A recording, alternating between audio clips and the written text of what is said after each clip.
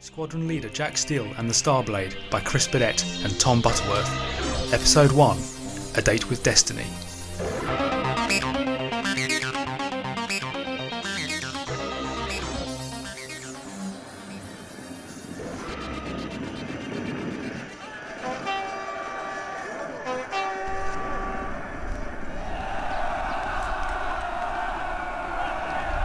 Merlin, is it thee who stands before me, old friend?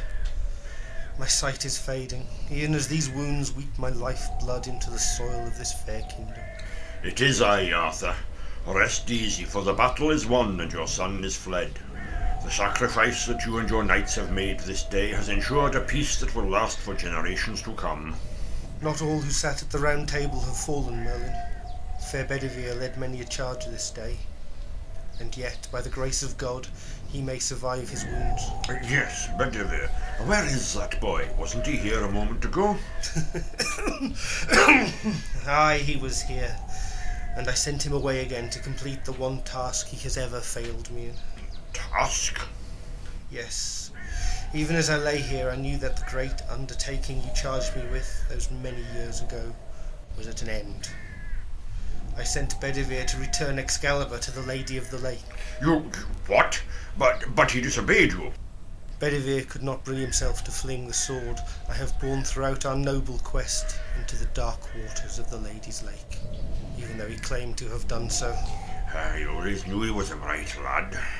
But he has never lied to me before, and the truth was written clear upon his visage, and I made him swear, Merlin, upon all the love he bears for me. By now, the sword will have been returned. Listen, he approaches. Gather the rest of the knights, Merlin, that I may sit with the round table one last time before I pass to the next world. Heaven save me from dramatic final gestures. I hate swimming. Now then, let me see. Ignos! That's better.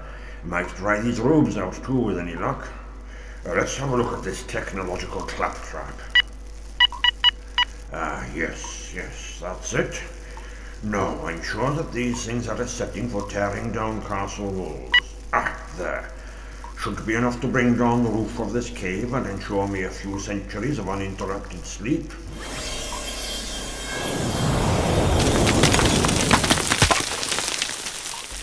There's good. Now, where did I put that pillow? Down. And so, to conclude today's lecture on Arthurian myths and legends, it's probably worth adding that we call these stories legendary for good reason. Whether or not one chooses to believe in magic, Excalibur and the Lady of the Lake, or Mordred's alleged unsightly boils, the stories of Arthur and his courage, his stand against evil and immorality to protect those weaker than he, are timeless concepts. Archetypes that display all the greatest and best qualities that human beings should aspire to. And perhaps these stories always teach us one lesson above all others, that it is always courageous to oppose true evil, and that no fight against such evil is ever, ever in vain. Thank you all for coming. Bloomin' heck, Jack. Professor Sterling really knows how to give a good lecture, doesn't he? I reckon I even understood some of that. He certainly is a very clever man, Bilkins, and a wonderful storyteller too. You know, when he talks about Arthur, Lancelot and the others, well, it's almost as if he was describing people he knew. I know what you mean. It's almost magical. Cool. Wouldn't it be brilliant to be a hero like that and have real adventures? Well, I think I get more than enough excitement in my day job, Bilkins. Yeah, but that's because you test new aeroplanes to see if they fall apart. In fact, you usually test them until they do fall apart, leaving me to pick up the pieces. Come on, old chap. When was the last time that happened? Well, there was that de Havilland piranha last month.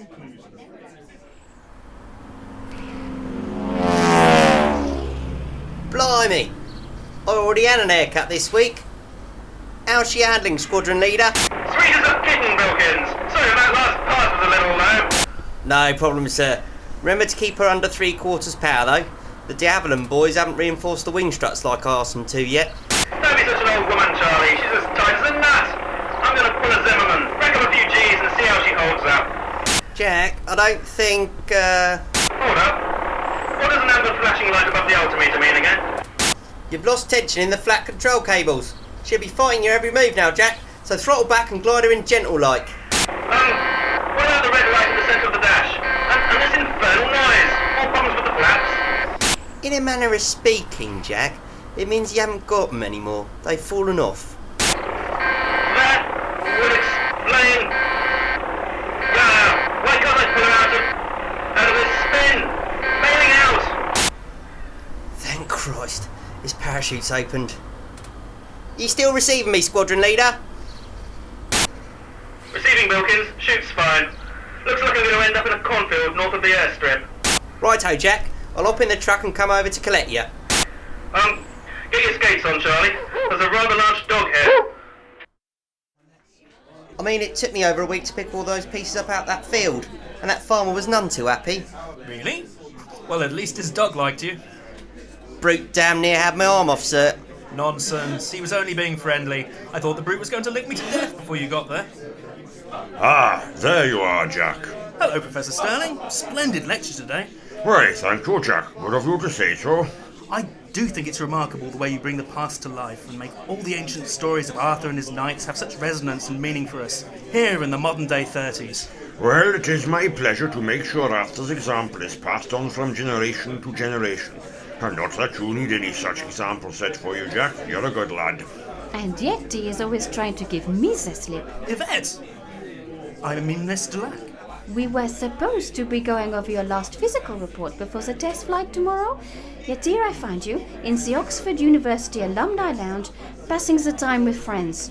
Hello again, Monsieur Sterling. Delighted as always, Miss Dulac. I'm so sorry. I completely lost track of time. The lecture was... It was very interesting. It is okay, I am only teasing. Hello, Monsieur Bilkins, how are you today? I'm in tip-top shape, Mr. Duck, thank you.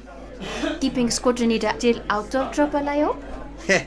Oh, just about managing to keep his nibs airborne, Mr. Lack, despite his repeated attempts to break your aeroplanes. Ah, you're a great mechanic, Charlie Bilkins, but you're a rotten sidekick. You're supposed to keep me up in the air, not bring me crashing to the ground. Oh, Jacques, do not be cross with Bilkins. I encourage him, and I should not. I am so used to seeing you all calm and in control of your aircraft. It's just so amusingly different to see you caught off guard. Well, Mr. Lack, I'd say that's mission accomplished.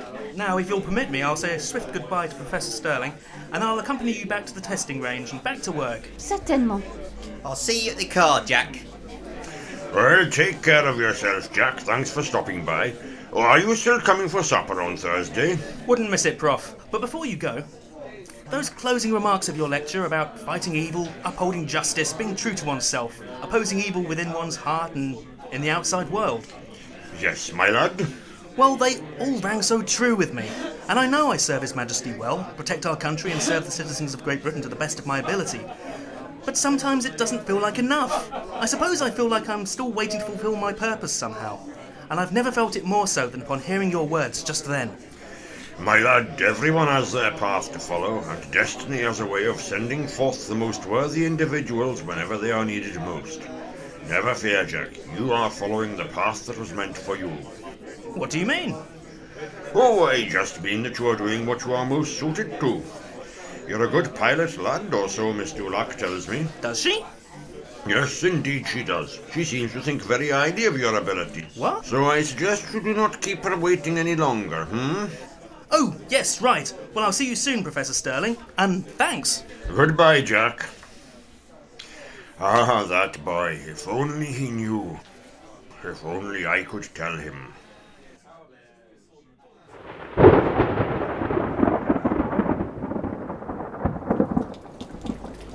You can't take her up in this, Jack. Nonsense, Charlie. A quick climb to get above the cloud layer and plain sailing from then on.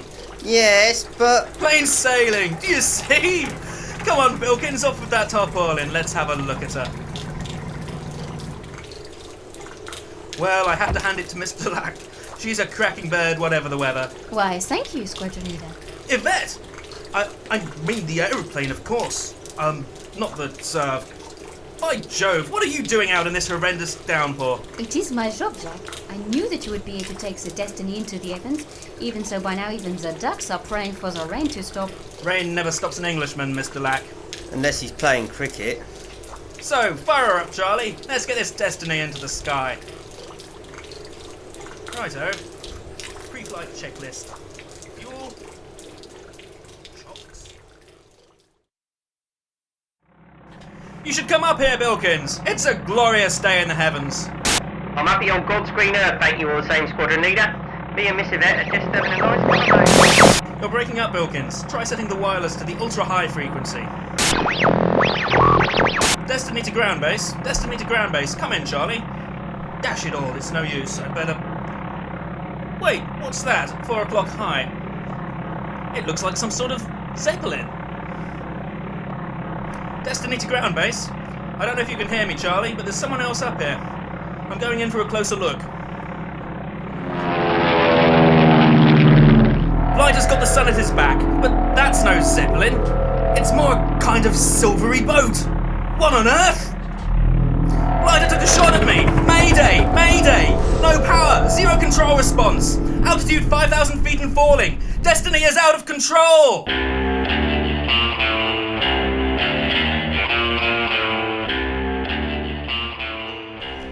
In A Date with Destiny, Jack Steele was played by Neil Frankham, Charlie Bilkins by James Harvey, and Yvette Dulac by Lucy Burton. Robin Orton was Professor Sterling, with Pete Eyre as Arthur. Sound production by Frank Redding, and original music composed and performed by Bill McSweeney. The episode was directed by Wayne Bolt. Squadron leader Jack Steele and the Starblade is an It's a Trap production.